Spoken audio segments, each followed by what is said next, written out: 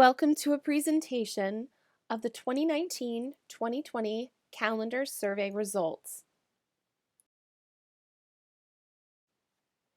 18 individuals participated in this year's Calendar Committee, which met on October 9th.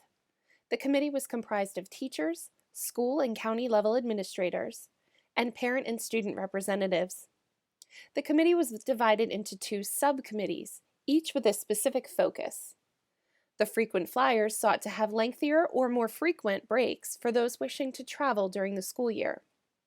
The surfers sought to create a calendar option with minimal breaks, with the purpose of having an earlier last day of school. Both options were presented to the board at its December board meeting.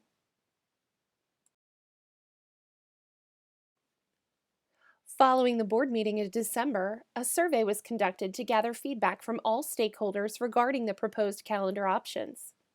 The survey window began on January 3rd and lasted through Friday, January 25th. The survey was conducted online and was publicized using our website, social media tools, and our school messenger notification system.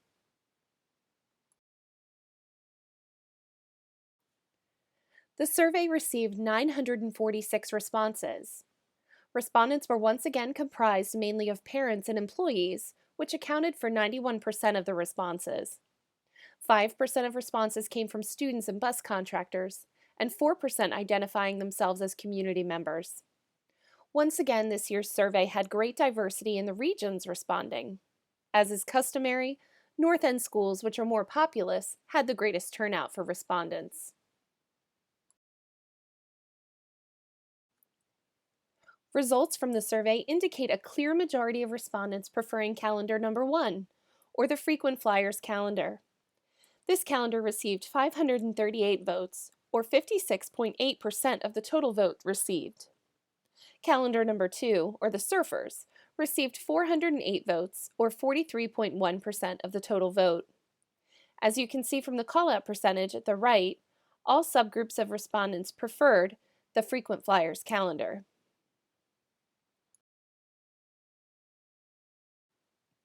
Respondents were also given the option to leave additional feedback through an open-ended question. 146 written responses were received, which have been analyzed and categorized in the shown categories.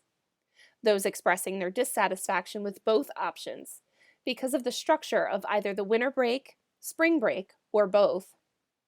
Those giving general comments on the calendar options provided, the majority of whom questioned the need for a vote when calendar options are so similar. And varied feedback on the integration of half-days for professional development purposes.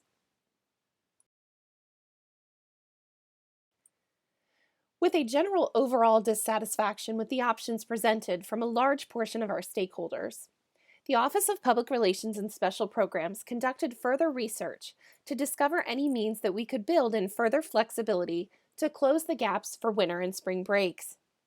This research led to the State Board's interpretation on school calendar law. Using this as a guide, we have decided to break with tradition and not build inclement weather days into the 180-day calendar, but to identify the 5 waiver days beyond June 15th as our inclement weather days. Let's take a look at what that option actually looks like.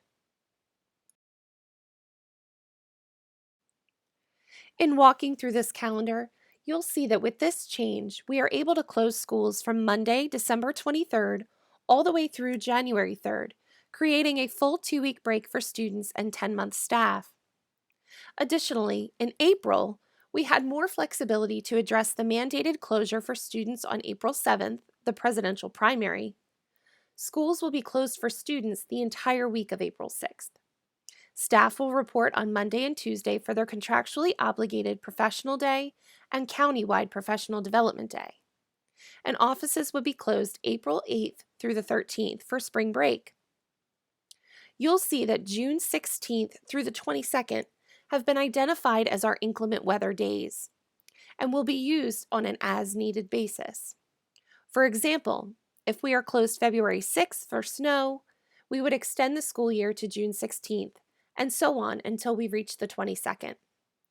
We think that this option would not only provide adequate breaks in the school year for family travel, which in turn should reduce absenteeism for this purpose. Additionally, Families would have more assurance that school is not likely to extend past June 22nd and can make summer plans accordingly. Should we have in excess of 5 inclement weather days, leadership would need to make modifications within the remaining days of the school year. This is usually done and publicized in March, so if necessary, we can communicate any necessary changes in a timely fashion.